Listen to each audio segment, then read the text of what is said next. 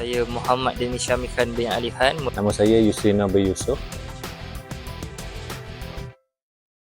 Alhamdulillah sepanjang program ni saya dapat tengok dia lebih gembira berbanding di dalam kilang. Tidak dekat kilang nampak stres kerja semua. Selain itu mereka juga dapat berkenalan bersama satu sama lain. Bagi saya team building ni memang sangat berhasil lah sebab dapat mengeratkan lagi hubungan mereka walaupun di lain department. Saya rasa aktiviti yang paling best dan paling seronok adalah persembahan Gegar Verganza. Sebabnya saya dapat tengok kreativiti yang saya tak dapat tengok pun di dalam kilang sebelum-sebelum ni. Dia ada yang buat backflip lagi sampai habis jatuh GSB punya banner.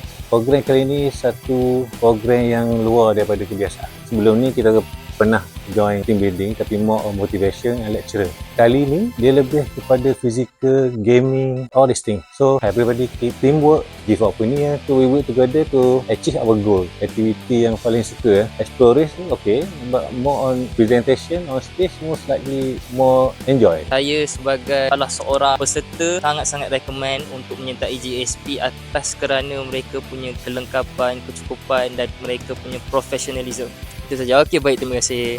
Honestly, saya rasa GSB did very good job for this event for the RTPCN. So I honestly say, I propose to all the company to take your company GSB for handle their team building session. Okay, terima kasih.